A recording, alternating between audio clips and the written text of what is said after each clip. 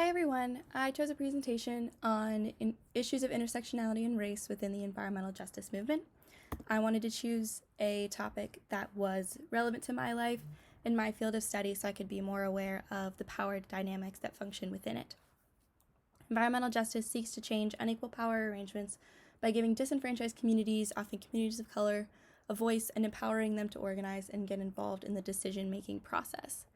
Just a note, environmental justice is rooted in empowering racial minorities, but is not limited to race. The environmental justice movement takes on many forms. One form is the Goldman Environmental Prize, which is awarded to grassroots environmental activists, many also working with race, some working with class, some working with religion. Another form is the Department for Environmental and Climate Justice. Jacqueline Patterson is the director for the NAACP. An NAACP report found that 78% of all African Americans live within 30 miles of a coal-fired power plant, and 39% live within 3 miles. A coal-fired power plant, if you don't know, is extremely harmful to both the environment and to a person's lungs. Environmental justice is not to be confused with environmentalism. Environmentalism is far more broad. It is more concerned with conservation, preservation, on a neutral scale, and environmental justice focuses in on the people impacted and the disproportionate effects. Legal functions within the environmental justice movement. Nyogatanda, on his critique of how our Constitution is colorblind, he talks about how the Constitution discusses that race is immutable, unchangeable piece of someone. The Constitution's view kind of adopts a scientific view on race, saying it's immutable, your skin color and your country of origin are immutable facts. This kind of sounds like it's trying to give it a scientific bearing or translate into a scientific fact, and helps reinforce this historical idea and existence of white supremacy, kind of disguised through this one-drop rule that goes back to the immutability of race. And our Constitution has a complete disregard for socioeconomic and political experience linked to race. Within environmental justice, this makes it really challenging to link racial status to the proximity of hazardous projects, since our Constitution does not acknowledge the experience that is inevitably linked to race.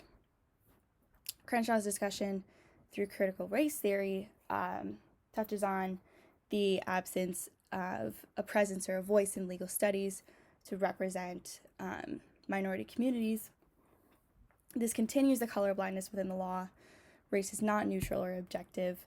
Scholarship is inevitably political, and this works its way up to the chain of power within environmental law.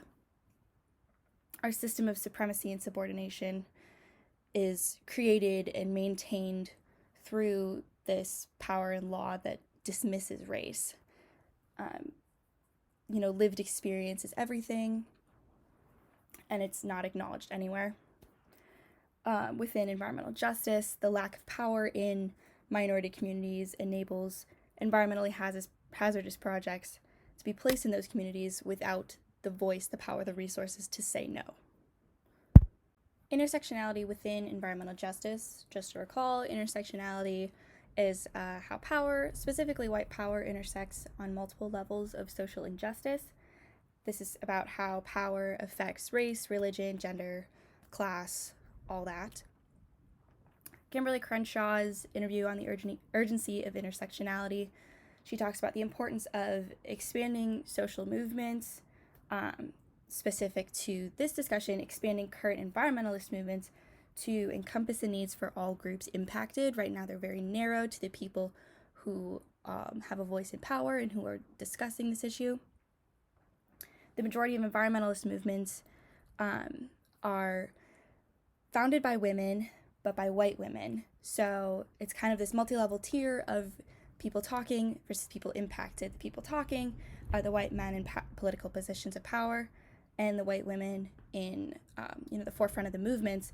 And the people most impacted are the black women without the power to say anything.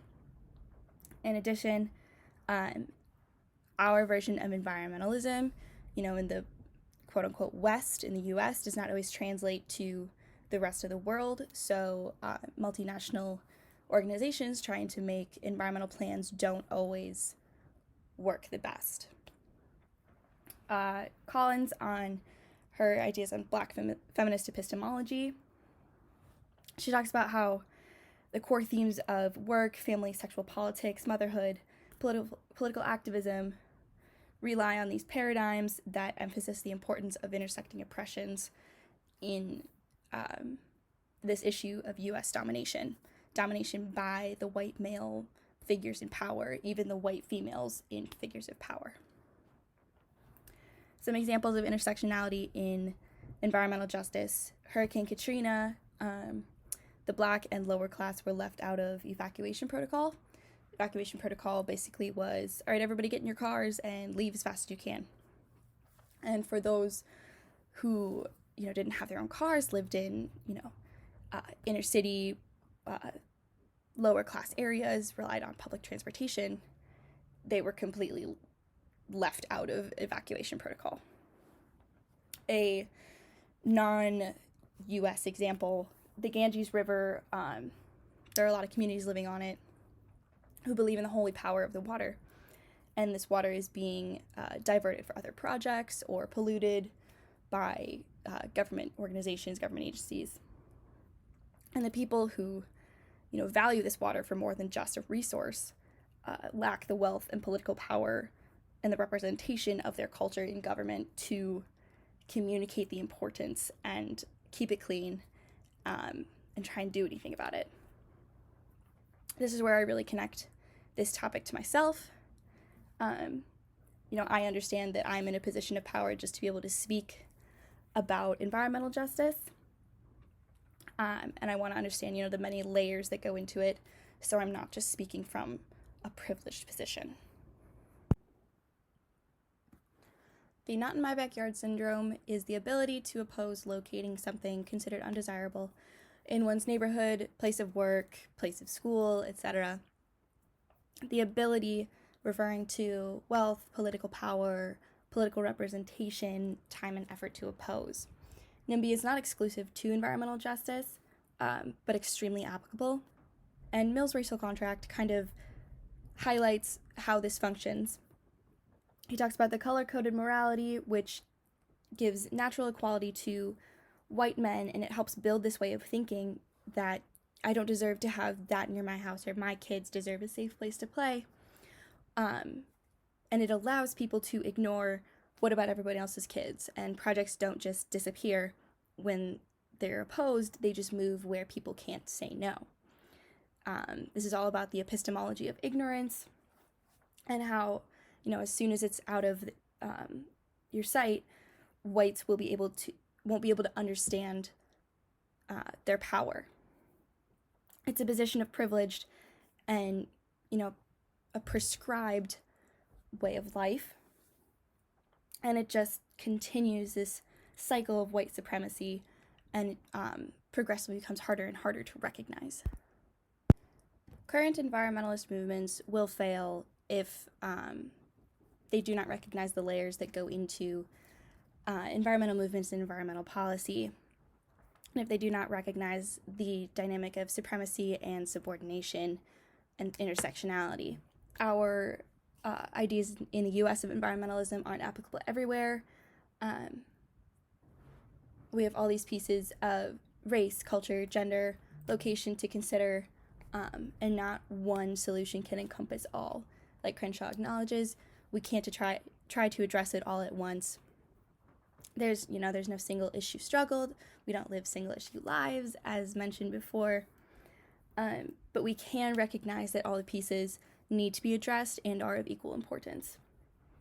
One policy can't apply to everyone, but it is really powerful that so many different positions come to one broad topic, and it makes it really powerful.